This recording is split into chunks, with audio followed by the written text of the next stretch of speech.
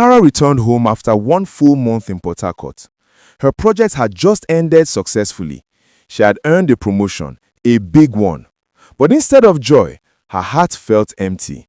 She missed home, missed Ryan's laughter, and even missed Ben's quiet presence. She arrived at the house late in the evening, hoping to surprise them. The compound lights were on, and she smiled faintly. Finally, I'm home, she thought. But the moment she opened the front door, something felt off. The air was too still, and the scent of cooking drifted faintly from the kitchen. She dropped her bag and walked in quietly. Then she heard laughter, soft, playful, and familiar. It was Ben's voice, and another voice, a woman's, Grace's. Tara froze. She walked closer to the kitchen door, and what she saw made her heart collapse. Ben stood there holding Grace by the waist, his hand resting on her belly. Grace was smiling, her eyes shining. Ben, the baby moved again, Grace said softly. He kicked. Ben smiled weakly, his hand still on her stomach. It's still hard to believe you're pregnant. I don't even know how to explain all this. That was all Tara needed to hear. Her world shattered in silence. She pushed the door open hard, and both of them jumped. Explain it to me then, Tara said, her voice trembling. Maybe I'll understand. Ben's mouth fell open. Tara, I didn't know you were back. Grace quickly moved back, her hands shaking. Madam, please, it's not what you... Don't you dare finish that sentence, Tara snapped, her face pale with rage and pain. How long, Ben? How long have you been sleeping with my maid? Ben swallowed hard, trying to speak, but no words came. Grace dropped to her knees, crying. Madam, please forgive me. I didn't mean for it to happen. I didn't... Tara's voice broke. And you, Ben, you had a wife, a home, a family. How could you? I left for 1 month, and you replaced me with my maid? Tara, listen to me, Ben began, but she cut him off. No, you listen, she shouted, tears rolling down her cheeks. You said I was too busy. You said I abandoned you, but now I see. You are never lonely, Ben. You are just weak. Ben stepped closer, his eyes red. It was a mistake. I didn't plan this. It just happened. I was angry. I was hot. Don't you dare justify this with anger, Tara said bitterly. And now she's pregnant with your child.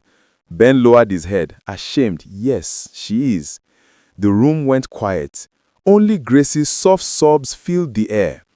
Tara turned away, holding her chest as though her heart might stop. All I ever wanted was a better life for us. I worked so hard so we wouldn't lack anything. But I lost everything instead. She looked at Ben one last time, her voice trembling. You said I was never around, but maybe if you had been patient, if you had trusted me, we wouldn't be standing here. Ben tried to speak, but she shook her head. No, Ben, you said enough.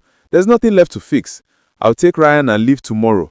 You can have Grace and your new family. Tara turned and walked upstairs quietly.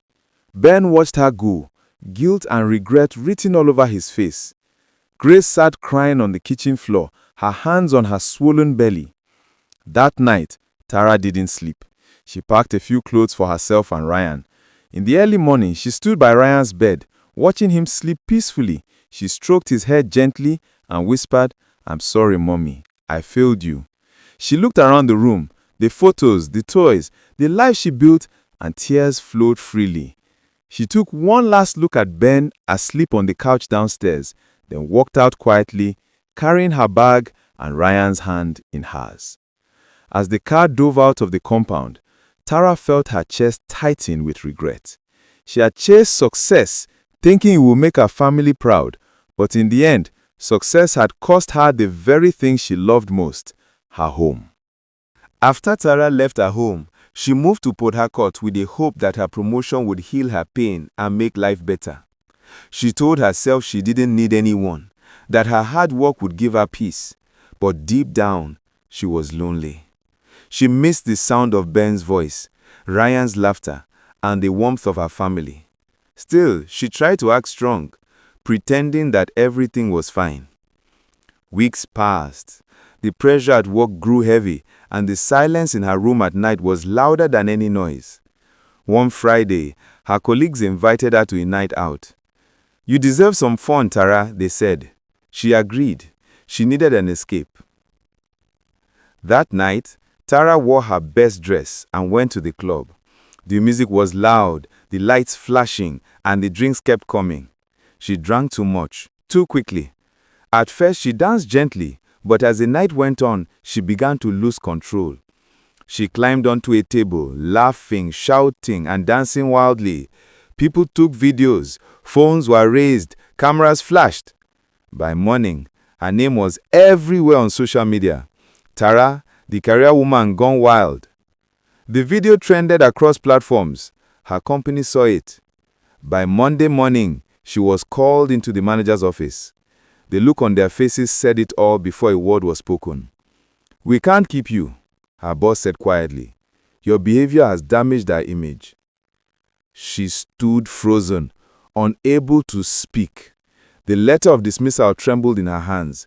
Her dreams, the career, the promotion, the title, all vanished like smoke. That night, sitting alone in her room, Tara cried bitterly. The silence cut through her heart. She had lost everything: her job, her peace, her home. Then it hit her. She left her family searching for success. But success without a home meant nothing. 2 weeks later, she packed her bags and traveled back home to Ben. Her eyes were swollen, her voice soft, her heart broken. She knelt before him, weeping. "Ben, I'm sorry. I lost everything. Please forgive me." Ben looked at her quietly. Time had changed him too. He sighed deeply before speaking. "I forgive you, Tara, but things have changed. Grace is now my wife. She's pregnant with my child. If you still want this home, you must accept her as your co-wife." The words hit Tara like a heavy blow. She stared at him in disbelief. Her pride melted. The woman who once chased promotions now stood humble before reality. She agreed silently, knowing she had no right to complain. That night, Tara lay awake thinking of how a single choice, putting work above her family, had shattered everything. Her success had come, but it cost her everything that truly mattered.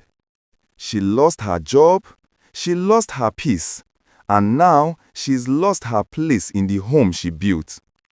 Was it the promotion that destroyed her, or was it the moment she chose work over love?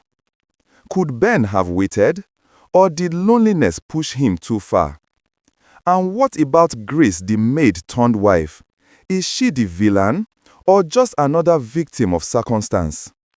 Tara thought success would heal her pain, but it only deepened it. So tell me, if you were Tara, would you stay and fight for your home, or walk away and start again?